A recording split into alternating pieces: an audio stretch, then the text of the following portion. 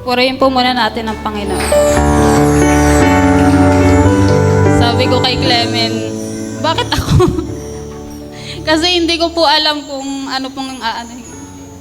ano po yung sasabihin ko dito sa unahan po.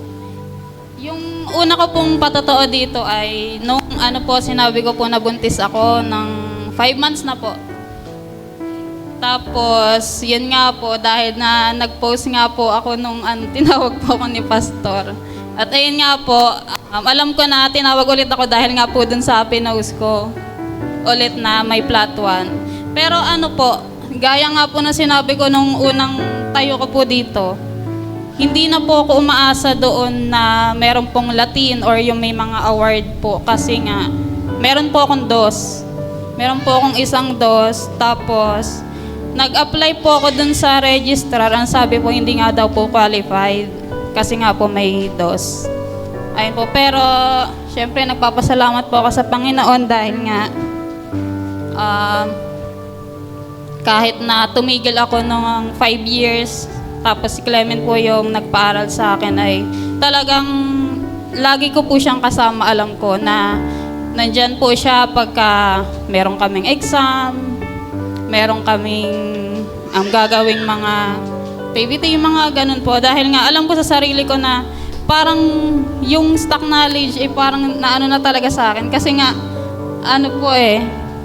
halos wala na sa akin yung pag-aaral nun. Parang trabaho na lang po yun nasa isip ko.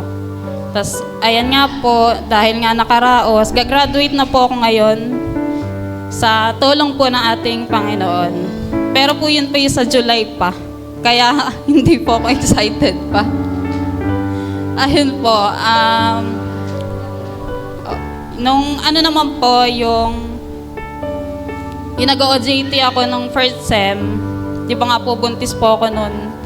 Nung pagkapanganak ko po nun, 2 weeks pa lang bumalik na po ako. Kasi nga po, yung demo namin, nakaschedule po siya ng November 25. Yun naman po yung due date ko kay Amara. Pero lumabas agad si Amara ng November 6, kaya nakapagpahinga po ako nung 2 weeks. Pero na-adjust po yun ng December 6. Kaya halos 3 weeks po ako nakapahinga nun. Tapos bumalik na po ako ng school. Kaya nagpapasalamat po ako sa Panginoon dahil nga sabi po ng inay, may binat-binat nga daw po. Sabi ko naman sa isip ko, hindi kasi si Lord lagi kong kasama. Kaya sa akin po ay tutuloy ko. Papasok ako para hindi rin ako maiwanan sa Kasi kung magpapaiwan ako, mag-isa ako magde-demo. Yung parang wala akong kausap na estudyante. Yung ganun po. Kaya hanggat maaari makakapasok ako ng nung 3 weeks na yon na nagpahinga ako sa bahay. Tapos ayun nga po, simula noon, iniwan ko na sa inay. Halos si Amara po ay lumaki na sa lola. Kaya masaya po ako na nandiyan po ang inay na laging po sa mga bata nagbabantay. Kahit na kasi po yung iba parang kailangan ng sweldo, pero ang inay hindi. Pagka lagi lang siyang may pasalubong sa amin mag-asawa. Lagi po siya may tinapay, yung mga ganun po. Ay, naiyak ako. Hindi, yun. Sabi ko nga po, babawi na lang ako. Ay, ganyan.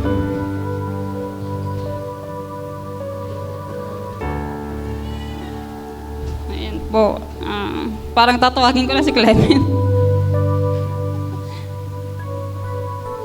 Hindi, ayun nga po. Tapos, dahil nga matagal pa yung graduation, gusto kong mag-apply sa school. 2 school yung tinry ko doon po sa GFA. Sa Taytay po siya.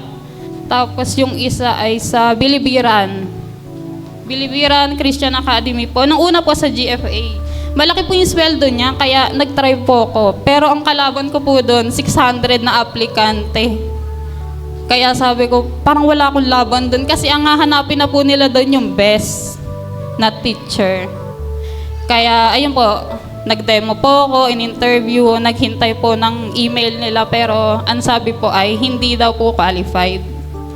E di nagtry na naman po ako sa Bilibiran. Pagpunta ko po doon, okay po kasi siya, born again po yung yung school. Kaya lang po, nung in-interview, ang sabi po sa akin, tatapatin na kita kasi ang sahod dito ay 6.5. Sa isip-isip ko, naku po, parang pamasahe ko lang yun. Tapos yung pagod ko pa. Tapos kinumpute ko siya sa isang buwan. Pumapatak po siya ng 220 lang po yata. Kaya sabi ko kay Clement na kung tumawag to sa akin, kung sabihin na pasok ako, hindi ko tatanggapin. Kasi pagod ko lang po yun eh. Kaya po, tinatanong ko po ang Panginoon, ano po ba yung plano niyo sa akin? Pero yung pag-apply ko po, hindi ko po siya kinukuha na negative. Kasi alam ko si Lord, merong ibibigay sa akin na mas maganda. Kaya po nung simula noon, hindi na po ako nag-try mag-apply. Gusto ko na lang po mag-focus sa review. Kasi po, bala ko po mag-take ngayong September. Kaya dalangin ko na si Lord po ang manguna talaga sa akin. Ayun lang po. To God be all the glory.